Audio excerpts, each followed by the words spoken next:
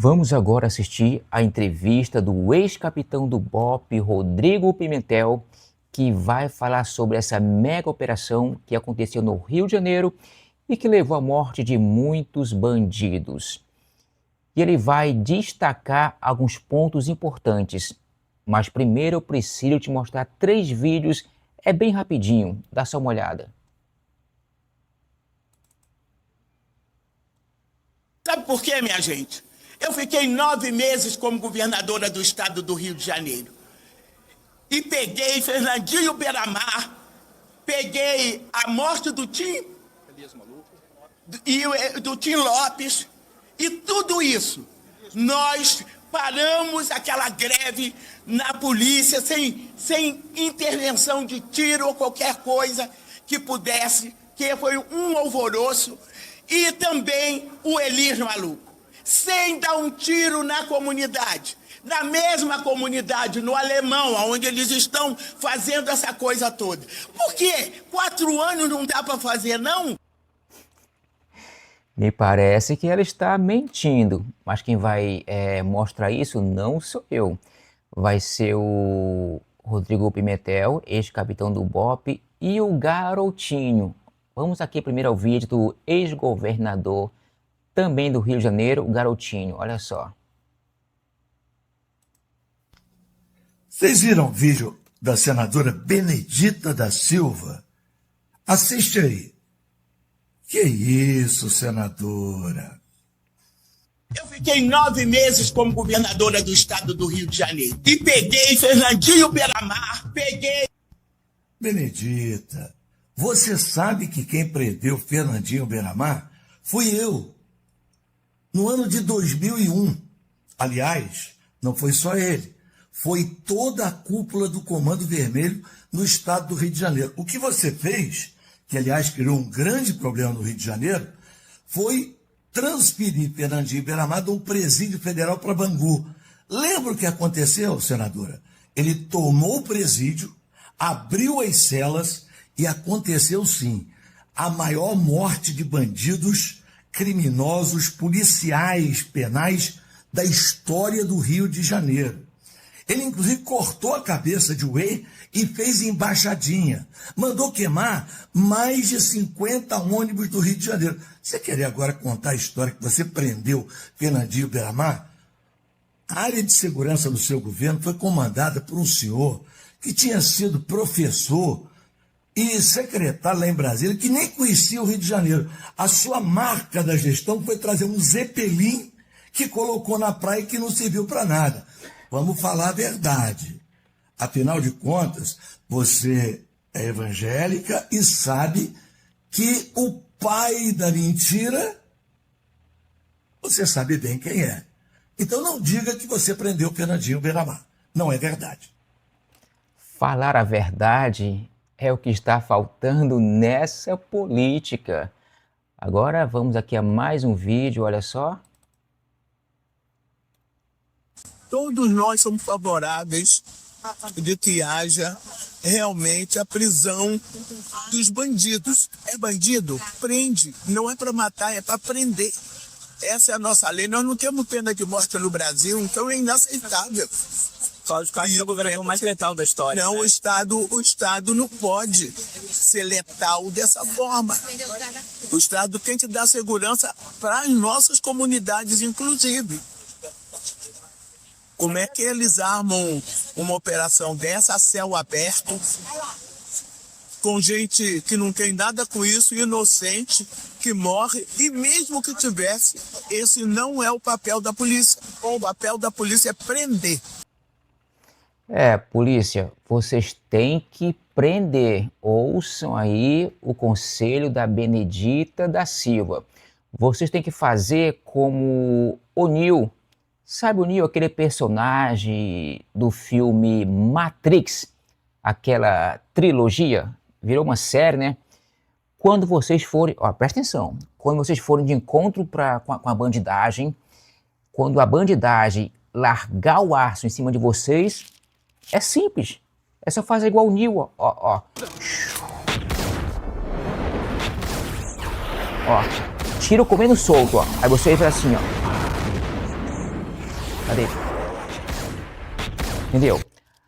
Vai fazendo assim até se aproximar perto do bandido. Quando vocês chegarem perto do bandido, ó, aí vocês vão lá, algema nele, entendeu? É simples assim. É só fazer igual o Nil e desviar das balas. Molezinha. Agora, vocês já pararam para pensar quantas mortes de cidadãos de bem foram evitadas matando esses bandidos?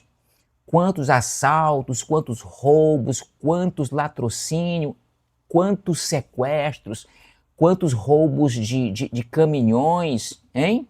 Já pararam para pensar quantas mortes o policial evitou, eliminando esses bandidos?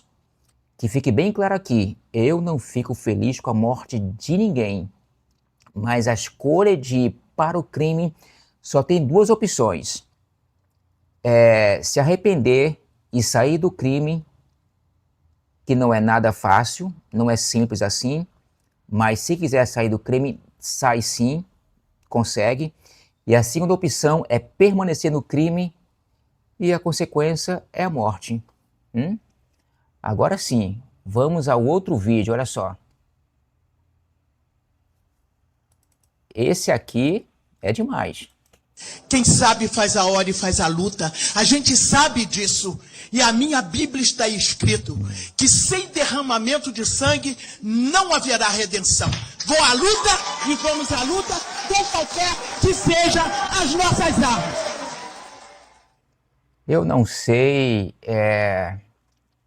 qual era o tema dessa entrevista dela aí, se era uma coletiva de imprensa, não sei. O que eu sei é que ela disse isso aqui mesmo, e até citou a Bíblia, olha só. Quem sabe faz a hora e faz a luta. A gente sabe disso. E a minha Bíblia está escrito que sem derramamento de sangue não haverá redenção. Vou à luta e vamos à luta com qualquer que seja as nossas armas. É verdade. Não tem como eliminar o mal, muitas vezes, sem derramar sangue. Agora sim, vamos à entrevista com Rodrigo Pimentel, que vai desmentir também a Benedita da Silva. Olha só que interessante. Oeste com elas entrevista agora o ex-capitão do BOPE, Rodrigo Pimentel. Tudo bem? Bem-vindo, Pimentel. Alegria falar com você. Bom dia. Obrigado pelo convite. Imagina, a gente que agradece a participação. O senhor tem participado de tantas entrevistas, deve estar cansado, né? Mas é muito importante colaborar nesse momento para que todos nós, né, a sociedade, a imprensa, entendam o que acontece no Rio de Janeiro há tanto tempo que culminou nessa terça-feira. Juliana faz a primeira pergunta para o senhor. Bom dia, Rodrigo. Obrigada por aceitar o nosso convite. Rodrigo, a gente que é do Rio sabe que, apesar do crime estar no Rio de Janeiro inteiro, as pessoas que mais sofrem com o crime organizado e com o tráfico são as pessoas do subúrbio, da Baixada, que moram nas comunidades, né? Então, assim, eu liguei para minha mãe, nada, do túnel para lá não estava tudo normal, é para lá. E aí a gente vê essa turminha dos apartamentos, do Leblon, do Jardim Botânico, criticando uma realidade que eles não conhecem, que eles não vivem. Explica para quem não é do Rio, né, como há essa divisão e como o tráfico, né, vai atrás desses moradores das comunidades, né, do subúrbio, da Zona Norte, e o que eles fazem, né? Porque o tráfico, apesar do Lula não saber, hoje em dia quase não ganha mais dinheiro com droga. O que eles ganham é aterrorizando esses moradores. Explica um pouco para a audiência sobre isso. Eu vou fazer aqui uma análise do momento atual, né? O Comando Vermelho, o Comando Vermelho e o Terceiro Comando, há pelo menos 10 anos, ele adota estratégias bem semelhantes às das milícias, né? O território, de fato, é o que ele tem de mais importante. E a partir da ocupação territorial, sempre espalhando medo e terror, ele vai buscar o dinheiro com venda de botijão de gás, um preço superfaturado. Então, o pobre de periferia, ele paga um botijão R$50 mais caro, ele deixa na mão do Comando Vermelho no final do ano mais ou menos R$900, que ele vai comprar 18 botijões ao longo de 12 meses, né? O pobre vai comprar o sinal de TV a cabo, internet, do Comando Vermelho, que é o CVNet. O pobre vai consumir o cigarro paraguaio contrabandeado, porque o cigarro formal não pode ser vendido dentro das comunidades ou mesmo nas periferias. O pobre vai ser humilhado pela barricada. Eu escutei uma declaração há um ano que eu gosto de repetir. Eu fui num evento na UERJ sobre violência policial, fui convidado, né? E alguns moradores reclamavam da operação policial como um transtorno verdadeiro, e realmente é. E esse morador terminava a explanação dizendo: existe algo muito ruim, que é a operação policial. Existe algo pior, que é uma barricada do Comando Vermelho na porta da sua casa. Então esse é o dilema do morador de comunidade, ele é a principal vítima, e verdadeiramente a esquerda Zona Sul, que existe mesmo, a esquerda acadêmica, né? Cosme Velho, Laranjeiras, Leblon, essa esquerda não consegue enxergar esse fenômeno. Ela enxerga o bandido como um protetor da comunidade. É uma visão tão absurda e tão romântica, tão impossível, né? Mas, no final, é considerar sempre, as pessoas que conhecem, considerar o morador a principal vítima. Cília? Pimentel, tudo bem? Bom dia, bem-vindo. Bom dia. Eu, inclusive, tenho acompanhado o seu trabalho, a gente já esteve até em outras entrevistas, e eu gosto muito de quando você explica, fala que nós não temos um problema no Rio de Janeiro de polícia, nós temos um problema de guerra, é uma questão de guerra civil, e isso a imprensa tem dificuldade de entender, os governantes têm dificuldade de entender, ou, enfim, fazem-se de desentendidos, não é? E a minha questão é a seguinte: se nós assumíssemos, né, nós, enquanto Estado, enquanto imprensa, enquanto governantes, assumíssemos que há no Rio uma guerra civil, quais seriam os próximos passos? O que é preciso fazer, tanto em termos práticos, quanto em termos legislativos, em termos de administração, de gestão da segurança pública? O que seria preciso fazer para conter e exterminar esse problema que nós temos hoje no Rio, mas também espalhados pelo Brasil, Salvador, mesmo em São Paulo e etc. Imediata produção de legislação adequada. Vamos num cenário hipotético, que o Lula acordasse hoje com boas ideias e resolvesse pedir que o Exército Brasileiro ocupasse o Complexo do Alemão, como já aconteceu no governo da Dilma, né? O Exército Brasileiro ocupou o Complexo do Alemão por 19 meses, aliás, foram 19 meses sem nenhuma morte, tá? Mas o Exército Brasileiro está no Complexo Alemão e não pode fazer vasculhamento nas casas. A GLO, ela não dá, a lei que estabelece a GLO não dá autorização para o Exército Brasileiro fazer busca e apreensão. E também seria pouco provável que um juiz no Rio de Janeiro, por falta de coragem, ou mesmo amparado na legislação, autorizasse o mandado de busca e apreensão coletivo.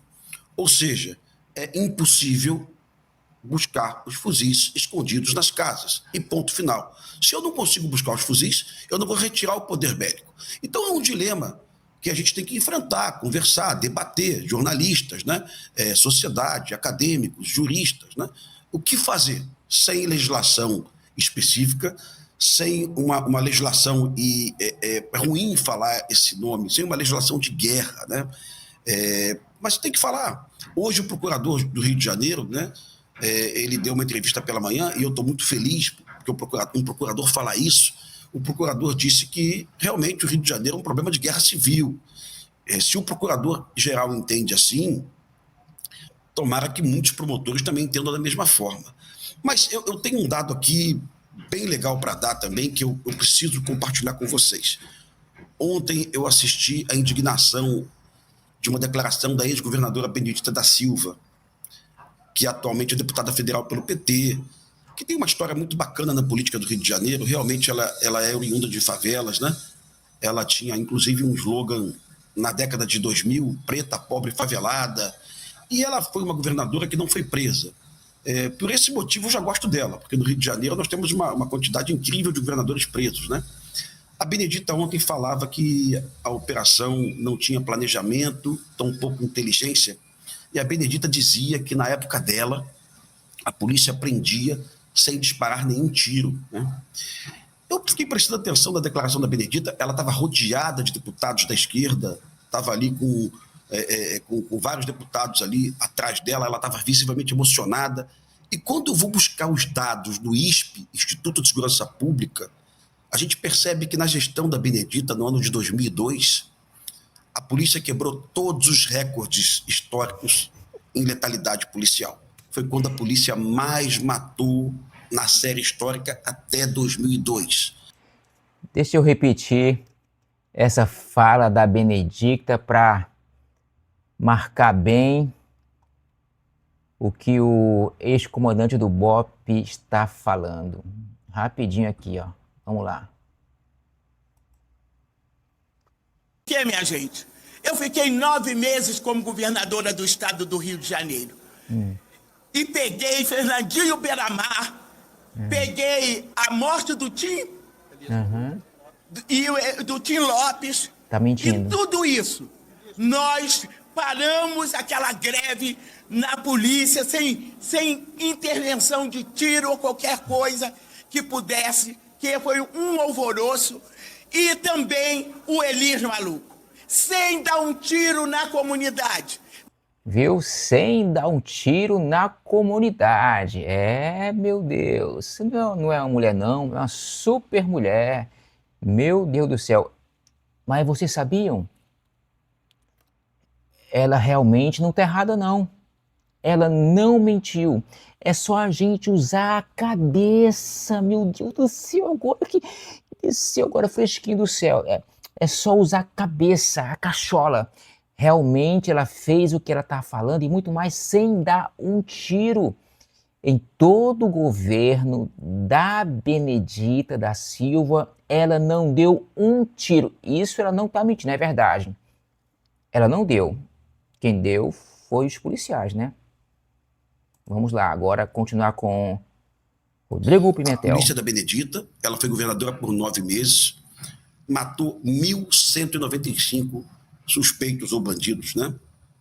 Um ano antes, 2001, a polícia do Garotinho matou 772 suspeitos. E eu vou pegar o número atual, consolidado, de 2024, do governador Cláudio Castro, né? A polícia matou 699 suspeitos. Ou seja, a Benedita mentiu muito, mas mentiu muito. E ela tem razão no seguinte: quem escolhe o caminho da política de segurança pública é o governador. Quem escolhe o comandante da polícia militar é o governador, o secretário de segurança pública é o governador, quem dita a direção é o governador. E na gestão da Benedita, a polícia quebrou todos os recordes históricos no que se refere à morte. E aí eu puxo para a atualidade, 2025. Quem está falando é o ex-capitão do BOP, o Rodrigo Pimentel. Ele sabe muito bem o que está falando, mesmo porque ele não está falando baseado em achismo ou no que ele lembra do governo dela. Ele foi pegar dados oficiais do INSP. Eu quero ver a esquerda ou a própria Benedita dizer que ele está mentindo. Também ela é do PT, um Lula que mente, que nem sente. Esperar o quê de uma lulista? A Benedita é PT, reclamando do Cláudio Castro, dizendo que a polícia dele é violenta, né? A gente busca 2025, atualidade. A polícia que mais mata no Brasil hoje é a do Jerônimo, também do PT. E pelo que eu saiba, o Jerônimo não vai ser chamado para depor pelo Xandão. O Xandão não chamou o Jerônimo, né?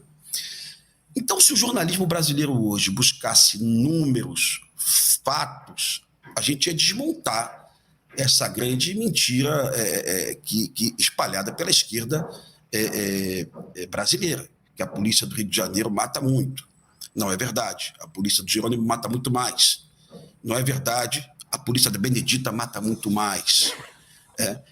E quem quiser depois checar, não checar na página do ISP, cheque no Estadão de São Paulo, 26 de dezembro de 2002. Uma jornalista corajosa, poucas fazem isso, apontou o dedo e denunciou o período que a polícia mais matou na história do Rio de Janeiro, governo Benedita. São reflexões para que as pessoas parem de acreditar nas mentiras que são ditas hoje por esses políticos de esquerda. Hoje, um grupo de deputados pediu a prisão preventiva do Cláudio Castro, né? Sugerindo que ele não tinha controle pela polícia. Será que eles não sabem que a polícia da Bené foi a mais violenta, né? É uma reflexão, viu? Rodrigo, bom dia. O presidente Lula disse recentemente que traficantes também são vítimas dos usuários. Como o senhor interpreta essa fala? É irracional, soa irônico, né?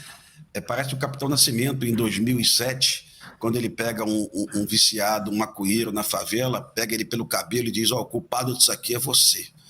Mas o Capitão Nascimento, ele é sofisticado, ele vai evoluir ao longo das décadas, ele vai perceber que as facções não sobrevivem mais de maconha e cocaína, né? E a facção sobrevive do território. Então, a declaração do presidente Lula, totalmente irracional, demonstra ignorância e pouquíssimo conhecimento sobre o que verdadeiramente acontece no Brasil. Mas o Lula também é acompanhado pelo Lewandowski, viu? Porque eu tenho cuidado de assistir as falas do Lewandowski, né? Ele não fala sobre a dinâmica atual do crime no Brasil. Ele não fala sobre barricadas, ele não fala sobre domínio territorial, ele não fala sobre outras atividades econômicas do tráfico, né? Eu acho que ele desconhece o que acontece no país hoje. Ele nunca falou, por exemplo, sobre uma crise humanitária que acontece no Brasil, que são milhares de pessoas expulsas de suas casas pelo Comando Vermelho, na periferia de Fortaleza e também em Maranguape e também em algumas cidades da Bahia, inclusive cidades do interior. Nós temos no Brasil hoje um fenômeno de deslocamento de guerra, né, que é o êxodo urbano provocado por guerra, que é um fenômeno bem parecido com o que aconteceu em Alepo, na Síria, o que aconteceu no sul da Nigéria em função da guerra civil, né? Ignorar esse fato, o ministro da Justiça, é muito perigoso, sabe? Eu não sei se ele não sabe, se ele é enganado, mas o que me choca mais é o jornalismo brasileiro, sabe? Assim, eu consumo o jornalismo brasileiro com atenção. Tem jornalistas, ainda que de esquerda, que eu admiro muito, né? Que são combativos, que falam, né? Mas, de forma geral, você não vê matéria no UOL, na Globo News, na CNN, você não vê matérias sobre esse fenômeno de deslocamento urbano de guerra, que é uma verdadeira crise humanitária e que parece que as pessoas estão fechando os olhos. Muitas delas, né? Por isso também a importância aqui do trabalho da Revista Oeste, que confia, gosta da polícia, trabalha com a verdade, né? Dos bons policiais, desse serviço importante que vocês executam.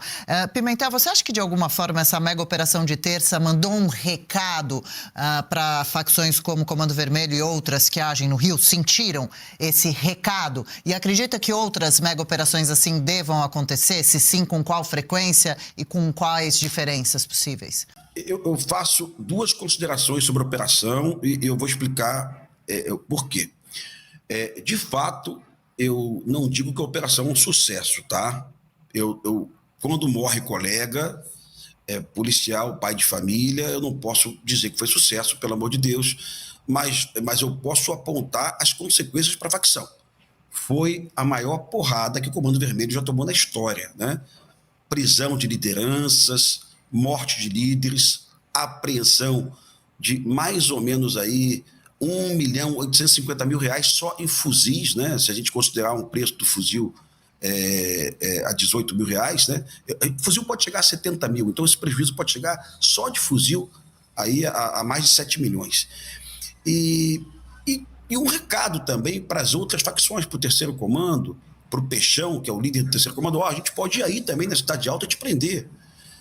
E agora, o que eu lamento, e não é culpa do governador Cláudio Castro, tampouco da Polícia Militar, é que a gente não faça um aproveitamento do êxito, já que houve uma grande operação, já que o Comando Vermelho está aí mancando nesse momento, deveríamos ocupar o território de forma permanente, com recursos federais, com o Exército Brasileiro, né? Porque senão a gente vai perder o momento. Senão eu vou voltar aqui e vamos conversar daqui a um mês dizendo que o alemão está exatamente igual ao que estava em setembro, em outubro, né? E é uma pena para a polícia, para o morador do Alemão. A gente tem que repetir essa operação daqui a 5 meses, sabe? Começa a soar um pouco irracional isso. Aí o morador vai levantar a mão, calma aí, de novo, né? E a gente vai dar razão para o morador, porque, repito, o morador é a principal vítima disso tudo. Então, uma operação dessa, desacompanhada de uma ocupação territorial permanente, eu não gosto. Mas eu sou muito claro em dizer para o Brasil que essa operação era urgente, necessária, e o governador Cláudio Castro foi corajoso. A gente não pode assumir que o DOCA, um assassino que tem mais de 1.000 bandidos armados com fuzis, permaneça em liberdade. A gente não pode admitir que existam no Rio de Janeiro áreas de exclusão, onde a soberania nacional não funciona, né? Onde o Estado Democrático de Direito não funciona. Rodrigo, o senhor acha que o enfraquecimento da polícia, né, e o discurso contra operações em favelas servem, na prática, aos interesses do tráfico? Evidente que sim. Muitas ONGs algumas ONGs até que produziram trabalhos muito sérios ao longo de décadas, né? Muitas dessas ONGs, elas foram cooptadas por facções, né? Elas representam, elas formam uma representação equivocada, não verdadeira do morador local. Eu lembro de um evento, quando eu era oficial do BOPE, onde ativistas de ONG enfrentavam o BOPE, reclamavam das operações policiais e alguns meses depois esse ativista foi preso com fuzis escondidos, né? Então, eu sei que isso não é a totalidade e eu tenho certeza que existem ONGs muito sérias, né? Mas, repito, são reféns e agem em interesse do tráfico. ONGs que fazem análise da violência, todas essas eu considero muito, consumo o material produzido e sou admirador, viu? Apesar da divergência ideológica, eu sempre falo bem aqui do material que eu leio da UF, do GNUF, do Fogo Cruzado e de várias ONGs aqui. Inclusive, eu utilizo material que eles produzem para consolidar a minha opinião. Por exemplo, o GNUF, ele diz que 4 milhões de cariocas vivem subjugados por milícias, pelo Comando Vermelho e pelo Terceiro Comando. Isso é um dado importante produzido por uma ONG. Mas a ONG de favela, eventualmente, ela está cooptada, lamentavelmente, pelo tráfico. Pimentel, a gente, no Tropa de Elite, né, no final, se diz a quem isso tudo serve, né? Quem banca tudo isso? Quem está por trás de tudo isso? Muito tempo já se passou desde esse momento. A minha pergunta é a seguinte, hoje, né, o tráfico, você mesmo disse que não vive mais, o crime organizado não vive mais da droga, mas sim de extorquir o morador ou de vender, obrigar o morador a comprar certos produtos, etc. Enfim, quer dizer, mudou tudo, a lógica mudou. O quanto que hoje o crime organizado também mudou a ponto de se estruturar dentro desse Estado que alguns ainda chamam de democrático e também de direito. O quanto que o crime organizado hoje pode ser considerado parte da estrutura do Estado, política, e como resolver esse outro problema? Vamos lembrar um evento bem triste no Rio de Janeiro há 4 semanas. Um deputado estadual do MDB, TH Joias, do MDB, vamos gravar aqui o nome do partido político, tá? Porque muitas pessoas votam nesse partido e deveriam saber desse fato. Um deputado estadual, ele que já havia sido condenado a 14 anos de cadeia, que conseguiu furar a lei da ficha limpa, conseguiu se candidatar. Esse deputado ficou em terceiro suplente. Aí um deputado morreu, assumiu o segundo suplente, que era o filho do Pisciani, que foi deslocado para a Secretaria de Esporte pelo governador Cláudio Castro, né? Aí provocou a ascensão do terceiro suplente, que era o TH Joias, 15 mil votos. Lembrando, o TH Joias já tinha sido condenado a 14 anos de cadeia, mas furou a ficha limpa. E o TH Joias foi preso, novamente, pela Polícia Federal dessa vez, vendendo drones para o Comando Vermelho, para o Terceiro Comando e para as milícias, né?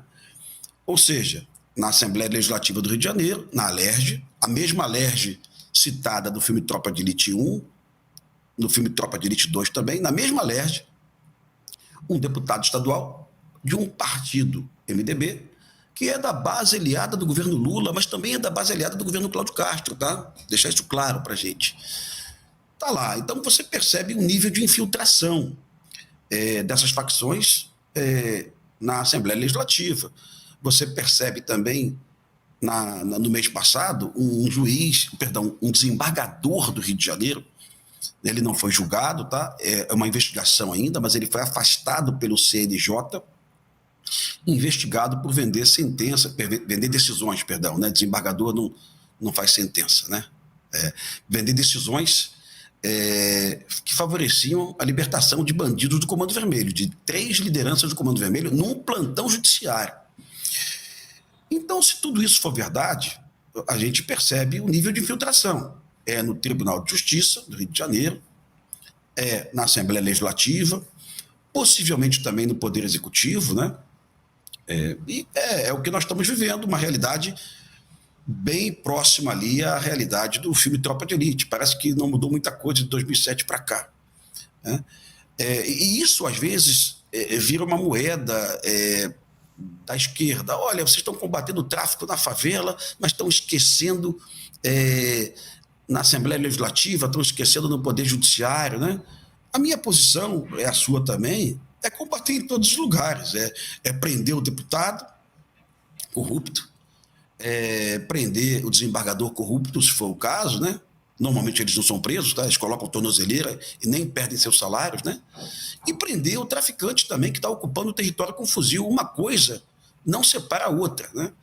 Mas esse discurso agora de que, olha, lá na Faria Lima é muito mais fácil, a gente chega lá, a gente pega o dinheiro deles, não tem tiro nenhum. A Faria Lima é uma coisa, o Complexo do Alemão é outra. O Complexo do Alemão é domínio territorial, perda de soberania, né? Mas ainda assim, ontem o Caio Junqueira, que é um jornalista que eu gosto muito, viu?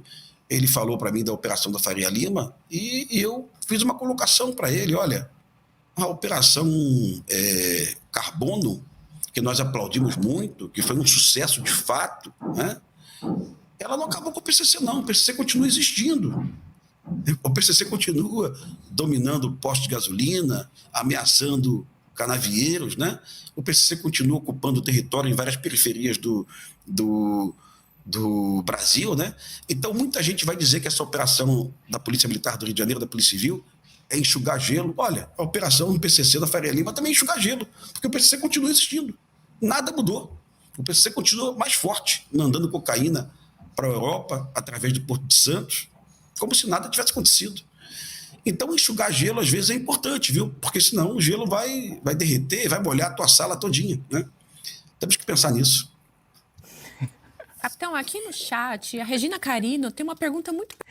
Essa eu nunca tinha ouvido, sensacional. Fica para reflexão dessa esquerda que vive numa bolha chamada Esquerdolândia. É um país pequeno, fechado, onde só eles conseguem respirar. Meu Deus. Pertinente. Existe a possibilidade de facções rivais se aproveitarem para crescer nessas regiões que o Comando Vermelho pode perder espaço? Olha, o terceiro comando, que é a segunda facção mais forte do Rio de Janeiro, apesar da morte de 100 bandidos do Comando Vermelho, apesar da apreensão de 100 fuzis, né? Apesar da prisão de mais de 80 bandidos, o terceiro comando ainda assim hoje não teria força para tomar o Complexo do Alemão. O terceiro comando está na região da Maré, né? Em algumas favelas, também está na região da Cidade Alta, com Peixão, aquela região ali que a gente envolve ali, a gente chama de Complexo de Israel, né? Que está próximo ao Complexo do Alemão, sim. Mas eu não conheço nenhum policial que avalie a possibilidade atual do terceiro comando em invadir o Complexo Alemão, tá? O Comando Vermelho realmente ainda é muito mais forte. Mas é uma boa análise dela, porque quando eu era do BOPE, nós realizamos aquelas operações, Operação Papa, né, no Morro do Turano, né?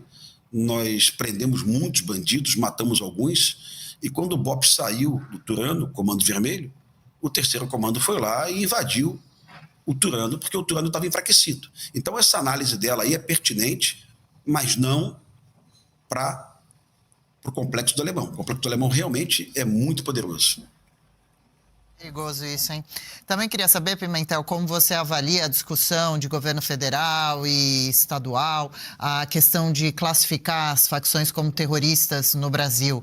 A gente viu a Argentina agora classificando, o Comando Vermelho, o PCC, terroristas. Os Estados Unidos já pediram para serem classificados para poderem combater melhor, já que ações do PCC chegam nos Estados Unidos também. Seria útil, de alguma maneira, o que poderia mudar classificando facções como terroristas? Lewandowski ontem disse que não, mais uma vez, né, que não vai fazer isso. Eu acho que isso já virou uma teimosia do Lewandowski, viu? Eu acho que já virou uma bandeira política, ideológica, isso virou uma teimosia. O Lewandowski insiste na tese da necessidade da ideologia para a classificação de terror. Mas vamos lá.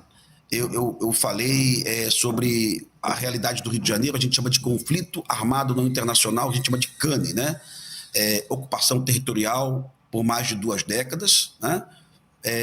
Capacidade bélica dos bandidos de média intensidade, pelo menos 200 bandidos armados com fuzis, enfrentar o poder do Estado democrático de direito, através de ações de medo, pânico, né? Tentar colocar o Estado de joelho, fechando rodovias, né? As ações do Comando Vermelho hoje, elas não são mais ações para buscar dinheiro, são ações para mudar a opinião do governante, para que ele se intimide, né? Eu tenho certeza que isso é ideológico. Pode não ter nenhum partido político por trás. O Comando Vermelho pode não estar ligado ao PT, ao PSOL. Realmente não está, não. Tá? É besteira falar que estão ligados. Mas a ação do Comando Vermelho de tentar mudar a opinião de um governador eleito pelo voto popular, de tentar aterrorizar a população, fechando ruas, é evidente que é uma ação de terror e todo mundo considera dessa forma. O Lewandowski vai mudar a opinião um dia quando o Comando Vermelho começar a fazer isso na Bahia, quando o Jerônimo começar a ser vítima dessas covardias do Comando Vermelho. Aí o PT vai mudar de opinião, o PT muda de opinião o tempo todo. Em 2008, quando a Polícia Militar do Rio de Janeiro matou 25 bandidos no Alemão, o mesmo PT de hoje, exatamente o mesmo PT, a Benedita, o Lula, o mesmo PT, aplaudiram a operação. Eu vou lembrar para você aqui que o Lula disse: não se combate o tráfico com pétalas de rosa. O Lula foi muito contundente, dizendo que a solução é porrada mesmo, sabe? É isso. Mas agora não tem mais o Cabral no governo, tem o Cláudio Castro, e aí muda o discurso. Onde estava a Benedita da Silva em 2008, que ela não criticou as 25 mortes do Alemão? Onde estava o Lula em 2008, que ele não criticou as 25 mortes do Alemão? Ele aplaudiu, né? Por que eles mudam de opinião? Por que o governo Lula ofereceu ao Cabral os blindados? Em 2 ou 3 horas, os blindados da Marinha já estavam à disposição da Polícia Militar, do governo Cabral. E por que agora precisou de parecer da AGU, de pedido ao ministro da Defesa? Nada disso aconteceu quando o governador do Rio era o Cabral. Era uma situação de amizade, pegar o telefone, vou te ajudar, né? Agora muda tudo. Agora eles colocam uma série de burocracias, né? É uma pena que as pessoas não percebam que é uma questão política de enfraquecimento do Rio de Janeiro. Rodrigo, eu acho que até percebem, né? Mas não querem ver, né? Porque de alguma maneira se beneficiam com esse governo, né? Que eu chamo de desgoverno. Mas, Rodrigo, depois de tantos anos estudando o crime organizado no Rio, você acha que ainda existe saída real ou o Estado já perdeu completamente o controle? Eu tenho algumas boas notícias, sabe? Assim, ao longo dos últimos anos, em meus vídeos, podcasts, eu fui sempre contundente contra, por exemplo, Eduardo Paes, né? Apesar de ter votado Eduardo Paes algumas vezes, eu sempre faço muita crítica à omissão da prefeitura na segurança pública do Rio de Janeiro, no que se refere a uma guarda municipal armada, que agora foi criada. Mas ano passado, eu queria compartilhar isso contigo, a prefeitura do Rio de Janeiro, ela teve a coragem, a ousadia de realizar uma operação muito perigosa, ela retirou as casas do Terceiro Comando e do Comando Vermelho construídas em áreas da União, no Complexo da Maré. Só com essas casas, o Comando Vermelho iria apurar em torno de R$1 milhão por mês, o Terceiro Comando, perdão, né? O Comando Vermelho e o Terceiro Comando perceberam uma crise habitacional no Rio de Janeiro e resolveram entrar no mercado imobiliário, Minha Casa Minha Vida, das facções, né? O governo federal falha em oferecer uma política habitacional, a facção vem, ela não quer saber de vender maconha e cocaína, ela quer dinheiro recorrente, ela constrói casas. E o Eduardo Paes teve uma coragem que poucos prefeitos teriam. Ele chamou lá o Breno Carnevale, que é o secretário de Ordem Pública, né, e botaram as casas abaixo, com muita reclamação do PSOL. O PSOL foi lá e reclamou, queria que as casas continuassem lá, na favela, certamente com moradores pagando mensalidades para as facções, né? Então, quando eu vejo ações de prefeito como essa, eu começo a acreditar que os prefeitos estão se movimentando, porque, repito, diferente do que Lewandowski disse assim, obrigação dos governadores exclusiva, né? Lewandowski não conhece o artigo 144, é dever de todos, né? De todos, obrigação de todos, é o que diz a Constituição Federal, todos os entes federativos. Então, os prefeitos poderiam estar se movimentando no que se refere à questão das barricadas. Eu citei também o prefeito de Belford Roxo, que ele abraçou a questão de enfrentar as barricadas, né? Ele entendeu que Belford Roxo estava perdendo a soberania nacional, que as pessoas não viviam mais nas áreas do município, viviam nas áreas das facções, e ele pegou lá máquinas e colocou dezenas, eu acho que centenas de barricadas abaixo. Imagina se cada prefeito do Brasil começa a se movimentar, a buscar ações efetivas de combate ao crime organizado. Imagina se um prefeito da Bahia ou do Ceará identifica lá uma loja que vende cigarro paraguaio, olha, você vai perder o seu alvará, né? Imagina se um prefeito percebe uma barricada, se movimenta com a sua guarda municipal, retira a barricada. Imagina um movimento no Brasil chamando todas as pessoas para enfrentar as facções de uma forma inteligente, logicamente, né? Imagina se as prefeituras fechassem os postos de gasolina que nós suspeitamos que pertençam ao PCC em São Paulo, né? Olha como ia ser legal. Então tem muita coisa para ser feita aí e eu tenho alguma esperança a médio prazo, não a curto prazo. Pimentel, se isso que você está preconizando, essas boas notícias que você está trazendo, não acontecerem, é possível que a gente chegue num ponto sem retorno no Rio? Quer dizer, é possível que o Rio seja obrigado a entregar territórios para o crime organizado, que o Brasil chegue a esse ponto de absurdo? Vi uma entrevista do Derrite ontem à noite. O Derrite foi secretário de Segurança Pública de São Paulo, né? E ele falou que naquela operação no litoral de São Paulo, né? Acho que Operação Escudo, não lembro bem o nome da operação, a Polícia Militar de São Paulo retirou 15 barricadas. Se o Derrite, se a Rota, se a PM de São Paulo não retira essas 15 barricadas das favelas do litoral paulista, hoje a gente não teria mais 15, teria 50. E aí você começa no que você disse, o ponto sem volta, né? O Rio de Janeiro chegou nesse ponto sem volta talvez há 30 anos, né? Eu entrei na polícia em 1980 e 90, na polícia, e as favelas já eram inexpugnáveis, né? Para entrar em algumas favelas na minha época, na minha geração, só com 50 policiais, com fuzis, com helicóptero, com apoio. Então, isso pode se consolidar. Então, fica um recado aí ao governador Jerônimo da Bahia, ao governador Mano Freitas do PT do Ceará, à governadora de Pernambuco, né, que são os estados da federação com as 10 cidades mais violentas do Brasil. Tá? Esses 3 estados, Pernambuco, Ceará e Bahia, juntos possuem as 10 cidades mais violentas do país. Fica um recado para eles.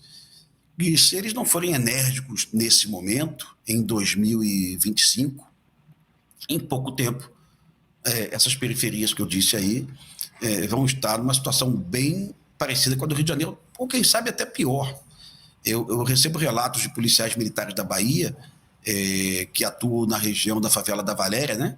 Onde eles dizem para mim, Pimentel, tem fuzil, eles enfrentam a polícia, eles já colocaram barricadas, nós tiramos várias vezes, né? Eu tenho um grande apreço pela Polícia Militar da Bahia, viu? Porque eles estão trabalhando como nunca. É a polícia que mais prende em números relativos e que mais mata também em números relativos do Brasil. É sinal de que eles estão trabalhando de forma muito árdua, né? Assim, independente da orientação do governador, tenho certeza, mas estão trabalhando de forma muito árdua. Capitão, ontem recebemos aqui no nosso estúdio o Coronel Melo Araújo, que é o vice-prefeito aqui de São Paulo, e ele foi muito enfático ao dizer que um dos maiores problemas, na visão dele, do Rio de Janeiro é justamente a interferência do judiciário nas decisões, impedindo que a polícia subisse no morro e realizasse operações. O senhor acredita que o judiciário pode estar atrapalhando a polícia de fazer o seu trabalho? A DPF das favelas, a arguição de descumprimento de preceito fundamental, né? Ela foi proposta durante a pandemia pelo PSB, um partido político, PSB, pelo ex-deputado Molon, que é um cara muito correto, viu? Um cara inteligente, é de esquerda, mas assim, eu tenho muita admiração por ele também, eu converso com ele eventualmente. Ele não pediu a proibição das operações, vamos ser claros nisso, né? Eu já falei que as operações foram proibidas, mas eu tenho que ser justo, as operações não foram proibidas, elas foram burocratizadas, né?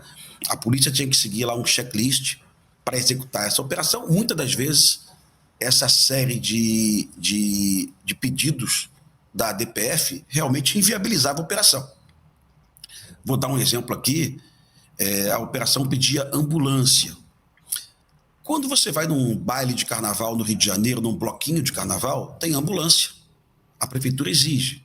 Aí você pensa assim, puxa, você tem uma ambulância no bloco de carnaval, por que o Estado não pode colocar uma ambulância numa operação policial? É bem razoável. É bem razoável. É um pouquinho pensamento inteligente. Aí você pensa no seguinte, o Rio de Janeiro tem 40 batalhões da Polícia Militar, que realizam operações 2 ou 3 por dia. Quem é que vai comprar 40 ambulâncias, ou então 120 ambulâncias, contratar paramédicos, talvez 400 paramédicos, né? Será que a ambulância vai acompanhar o policial do terreno ou a gente vai expor um profissional de saúde a um risco desnecessário? Será que não é melhor manter a ambulância no hospital a 5 minutos de distância para ela ser acionada em caso de operação? Então, por exemplo, a questão da ambulância, que no primeiro momento parece uma excelente ideia, num segundo momento você começa a analisar, calma aí, isso inviabiliza a operação. Isso no mundo real não vai acontecer. O Estado brasileiro não vai fornecer 120 ambulâncias, 360 profissionais médicos para que eles estejam acompanhando operações diuturnamente, né? Aí depois tem aquela questão que você tinha que avisar a rede de ensino, né?